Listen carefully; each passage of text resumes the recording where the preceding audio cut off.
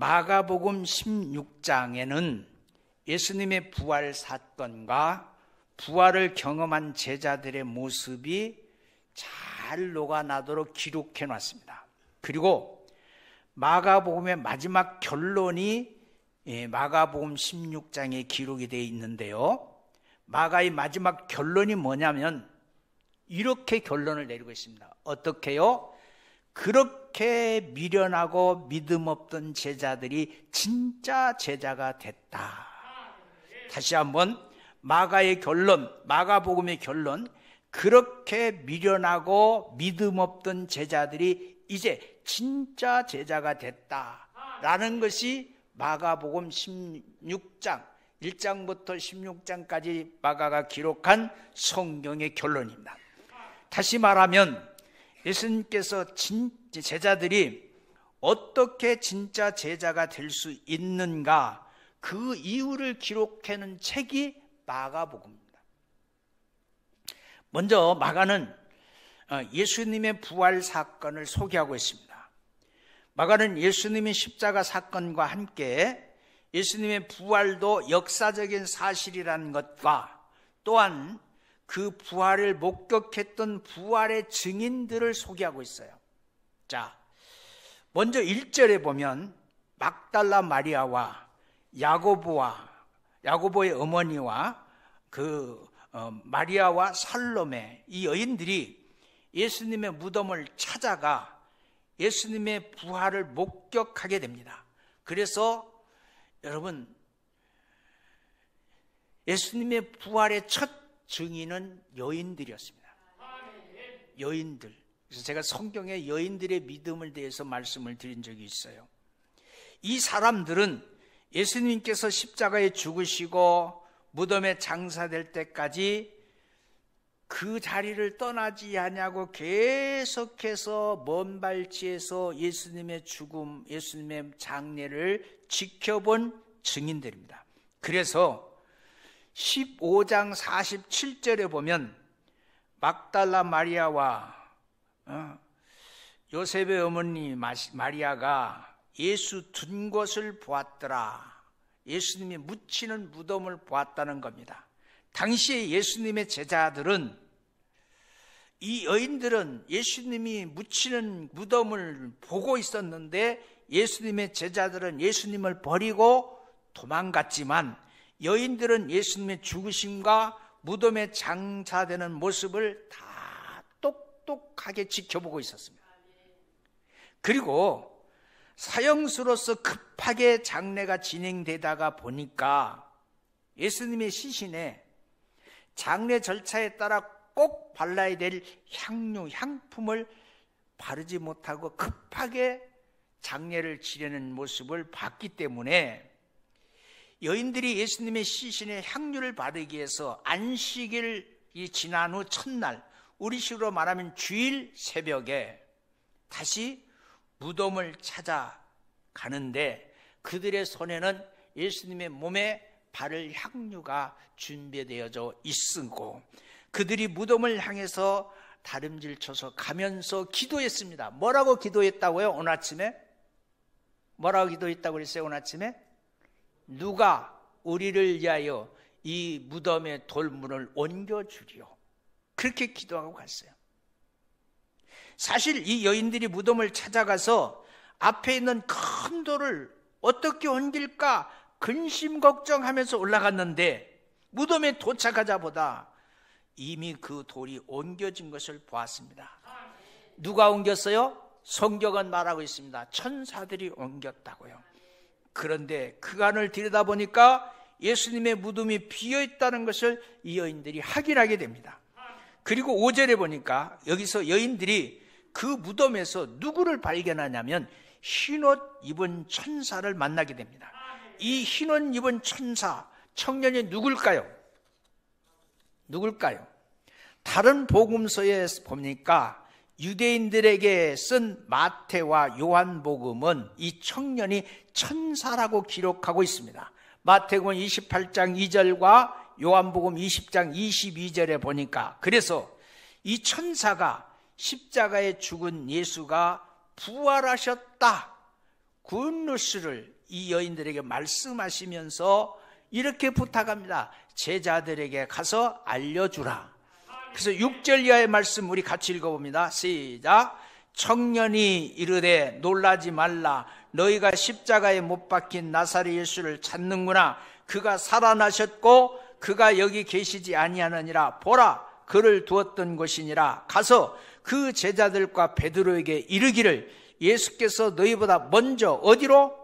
갈릴리로 가시나니 전에 너희에게 말씀하신 대로 너희가 거기서 어떻게? 배우리라 말씀하십니다. 이때 여인들이 예수님의 부활을 제자들에게 알리러 다름질 쳐서 가서 알리게 됩니다. 그런데 마가의 초점은 제자들이 예수님의 부활의 소식을 듣고도 믿지 않았다는 거예요. 믿지 않았다는 거예요. 예수님의 부활 소식을 들은 제자들은 예수님의 무덤을 찾게 됩니다. 마가는 이 부분을 기록하고 있지 않지만 누가복음, 요한복음은 이 내용을 조금 더 자세하게 기록하고 있는데 누가복음 24장 11절에 보니까 사도들은 그들의 말이 허탄한 듯이 들려 믿지 아니하니 베드로가 무덤으로 달려갔다라고 기록했습니다. 왜 그랬을까요? 왜 베드로가 달려갔을까요? 오늘 본문의 말씀 속에 가서 그 제자들에게 이르기를 예수님께서 너희보다 먼저 갈릴리로 가시나니 전에 너희에게 말씀하신 대로 너희가 거기서 배우리라. 이렇게 성경을 쓰면 되는 겁니다. 그런데 거기 뭐라고 되어 있냐면 그의 제자들과 그 다음에 베드로에게 딱 한 사람을 찍었어요. 베드로에게. 그런데 누가복음 24장 12절에 보니까 모든 제자들은 이 여인들이 전하는 말을 거짓말, 허망한 말, 우리식으로 말하면 뻥치는 말이라고 생각을 하고 믿지 않았는데 베드로는 성질 급한 사람처럼 무덤으로 달려갔습니다.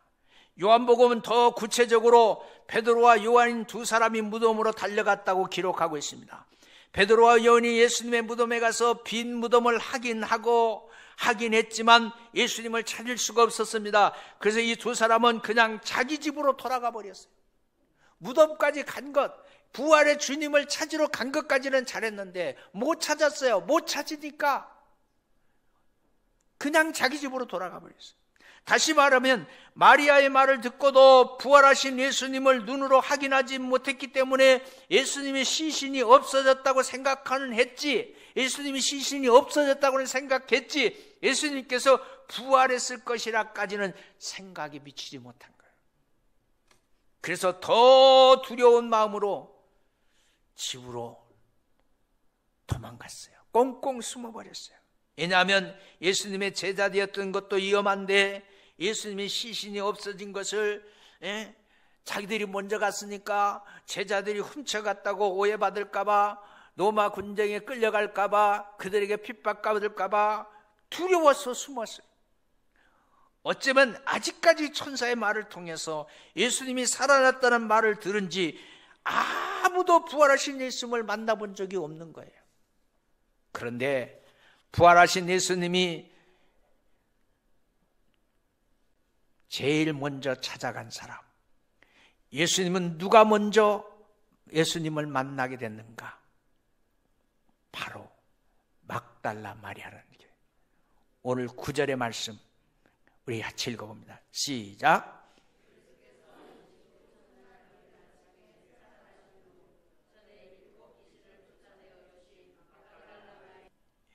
제가 생각할 때 당시에 예수님의 죽으심을 목격한 사람들 중에 이 여인이 가장 겸손한 마음과 예수님에 대한 믿음이 가장 확실했던 것 같아요. 만약에 제자들 중에 한 사람에게 부활의 주님이 찾아가서 제자들 가운데 한 사람이 부활의 주님을 목격했다면 분명히 그 사람은 교만해질 거예요. 그런데 마리아는 오로지 부활의 증인의 사명만 순종하고 감손하게 담당했어요. 그래서 마리아가 성실하게 이 증인의 사명을 감당하게 되는 겁니다. 요한복음 20장 18절에 보니까 막달라 마리아가 가서 제자들에게 내가 주를 보았다고, 또 주께서 자기에게 이렇게 말씀하셨다 이르니라. 내가 주를 보았다, 부활의 주님을 눈으로 보았다는 겁니다. 막달라 마리아는 착하고 충성된 신실한 믿음의 사람, 에무나의 사람인 줄로 믿습니다. 그래서 어찌 보면 너무 착하다 보니까 사람들의 놀이감이 된 것 같아요. 그리고 사람들의 놀이감이 되다 보니까 자기 자신이 자기를 비하하다 보니까 귀신의 지배를 받은 사람 같아요. 그러나 이제 예수님 믿고 죄에서, 사탄의 권세에서 자유함을 얻었기 때문에 예수님께서 명령하신 증인의 사명을 성실하게 감당하는 부활의 증인이 된 줄로 믿습니다. 근데 여기서 중요한 것은 역시나 제자들은 이 마리아의 말을 믿었다, 믿지 않았다? 믿지 않았어요. 오늘 누가복음 16장 11절의 말씀 한번 보십시다. 시작. 11절 시작.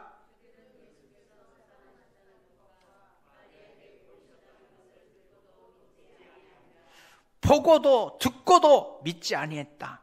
마리아가 증언하는 증언을 듣고도 제자들은 뭐했다? 믿지 아니했다. 마가는 이 부분을 강조하고 있는 거예요. 누구나 예수님의 부활의 이야기를 할 수는 있어도, 믿기는 쉽지 않다. 믿지 않았다. 왜 부활이 믿어지지 않았을까? 이것은 인간의 상식으로 부활을 보았기 때문에 믿어지지 않은 거예요. 인간의 상식으로는 믿을 수 없는 것이 부활의 사건인 거예요. 그러나 이 부활이 죄인들을 구원하기 위한 하나님의 구원 계획과 또한 구약의 예언과 예수님의 말씀하신 말씀을 믿을 때 과연 말씀대로 되었구나, 믿을 수가 있는 거예요. 믿어지는 거예요. 부활은 하나님의 계획대로, 말씀대로 된 사실입니다. 그러나 제자들은 자기 상식으로는 믿을 수가 없었습니다. 그리고 또 여자들의 증언이라면 더군다나 믿기 싫었어요. 왜요? 그 당시 여인들은 사람의 수를 계수하는 계수 가운데도 들지 않았기 때문에, 유대인들은 여자들의 증언을 별로 신뢰하지 않았기 때문에 안 믿었을 줄도 알아요. 그래서 마가는 12절에 두 번째 증인을 소개하고 있습니다. 자, 12절의 말씀 같이 읽어봅니다. 시작.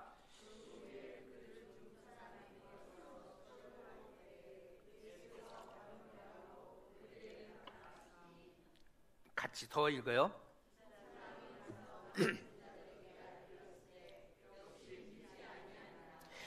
여기에는 두 사람이 바로 누구냐면 엠마오로 내려가던 두 제자.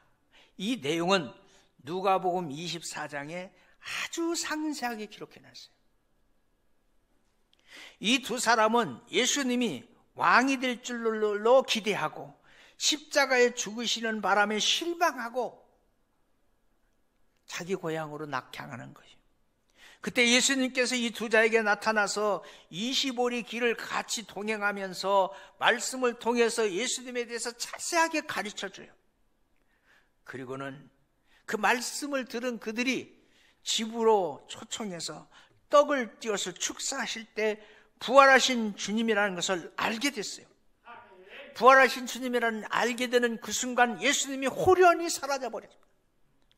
그래서 이 두 사람이 예수님이 말씀하신 대로 부활하셨다는 것을 아는 순간 다시 낙향했던 엠마오에서 예루살렘으로 올라가서 제자들에게 예수님 부활하셨어, 예수님 부활하셨어, 부활의 증인이 되는 겁니다. 이 사람들이 두 번째 예수님의 부활의 증인이 됩니다. 그런데 마가는 기록하기를 역시 제자들은 이 두 제자들의 말도 믿지 않았다고 말하고 있습니다. 오늘 본문 13절에 보니까 이 두 사람이 가서 남은 제자들에게 알리니 역시 믿지 아니하니라. 마가는 의도적으로 기록하고 있습니다. 뭐라고요? 역시 믿지 않는다. 역시 믿지 않는다. 제자들은 부활하신 예수님을 보고도 믿지 못한 겁니다. 그래서 예수님이 제자들을 꾸짖어요. 14절 이하의 말씀 같이 읽어봅니다. 시작.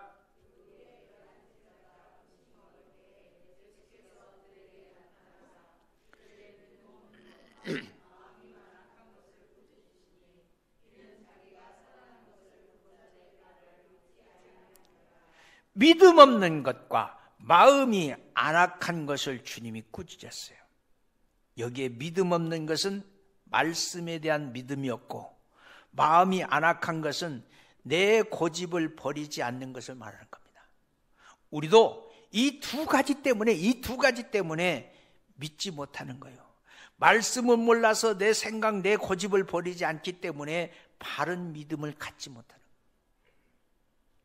여기서 우리가 알 수 있는 것은 사람의 말을 들었다고 십자가 사건이 믿어지는 것이 아니라는 거예요. 사람의 말을 들었다고 십자가 사건이 믿어지는 게 아니라는 거예요. 내 눈으로 본다고 부활이 믿어지는 게 아니라는 거예요.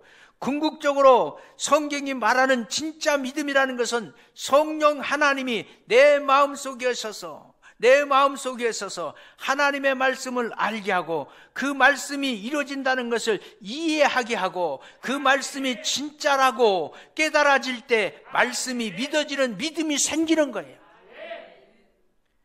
그 말씀은 믿는 믿음이 진짜 믿음이에요. 지금 귀에 들리는 그 말과 지금 눈에 보이는 그 현상을 믿는 것이 아니라 말씀대로 되어진 사실을 믿는 것이 우리 믿음이 되는 겁니다. 그것이 성경적인 믿음입니다. 이 믿음은 성령께서 알게 하시고 깨닫게 하실 때, 이해될 때 내 이성이 그것을 진리로 받아들이게 되는 거예요. 그것이 바로 성경적 믿음이에요.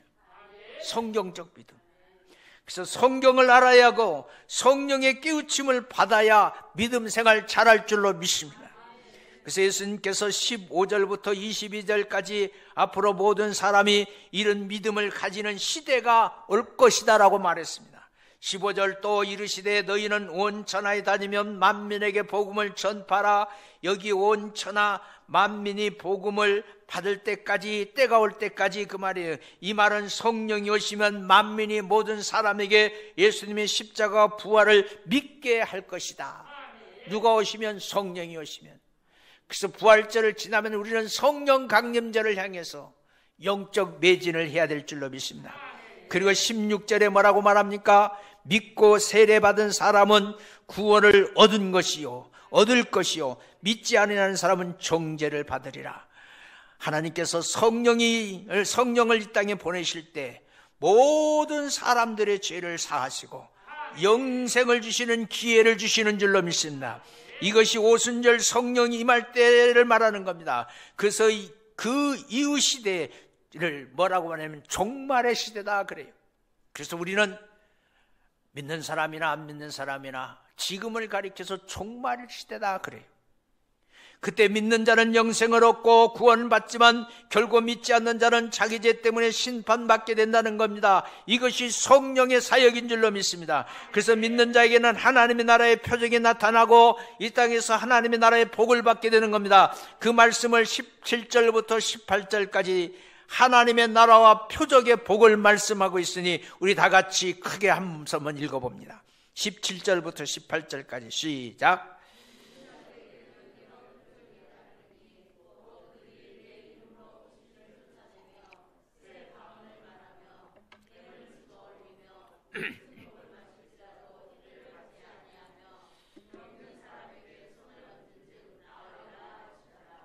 이 말씀은 신유의 기적을 보지 말고 하나님의 나라의 증거를 보라 그 말이에요.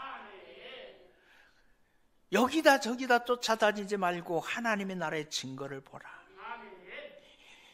이것은 신의 은사로 본다면 병은 필요 없고 교회는 날마다 이런 기적이 일어나야 되는 거예요. 그런데 그렇게 보지 말고 하나님의 나라의 증거를 보라. 이 말씀은 십자가 부활을 믿는 자는 죄의 권세와 사탄의 권세를 이기게 되는 삶을 살게 된다는 말씀입니다. 귀신들에게 고통당하지 않고 옛적에 전혀 새로운 언어로 말을 하게 되고, 뱀과 사탄은 상징적인 것이기 때문에 사탄을 다스리고 해를 입지 않고 말씀대로 순종할 때 죄로부터 오는 질병과 고통당하지 않고, 또 질병이 와도 이기게 되는 믿음이, 이기게 되는 능력이 성도에게 있는 겁니다. 이것을 다른 복음서는 어떻게 표현을 하고 있는지 비교해 보면 금방 알 수가 있어요. 마태복음은 마태복음 28장 19절부터 20절에 가서 모든 족속의 제자를 삼고 아버지와 아들과 성령 이름으로 세례를 주고 내가 너에게 분부한 모든 것을 가르쳐 지키게 하라. 그리하면 내가 세상 끝날까지 항상 너희와 함께 하리라. 말씀을 가르치고 행하게 되면 예수님이 함께 하시는, 그리고 예수님이 함께 하셔서 능력을 베풀어 주실 줄로 믿습니다. 누가복음 24장 45절에 제자들의 마음 문을 열어 하나님의 말씀을 가르치면서 내 증인되라고 설명하고 있습니다. 말씀을 가르치면 증인이 되고 능력이 주어진다. 요한복음 21장 16절부터 17절까지 베드로에게 사랑 고백을 하게 하시면서 내 양을 먹이라, 내 양을 쳐라, 성도들을 가르쳐라 말씀하십니다. 결국 성령이 오시면 우리가 십자가 부활을 믿고 예수를 믿는 자로 변화된 삶을 살아가고 세상 속에서 구별된 삶, 거룩한 삶, 성숙한 삶을 살아갈 수 있는 능력 있는 자가 된다는 거예요. 그래서 20절에 보니까 마가복음 마지막 실제로 예수님의 제자들이 성령을 통해서 믿음을 가지게 되고 하나님의 말씀을 증거하는 삶을 살게 된다고 말씀하고 있으니 이것이 마가복음의 결론입니다. 자, 20절 시작.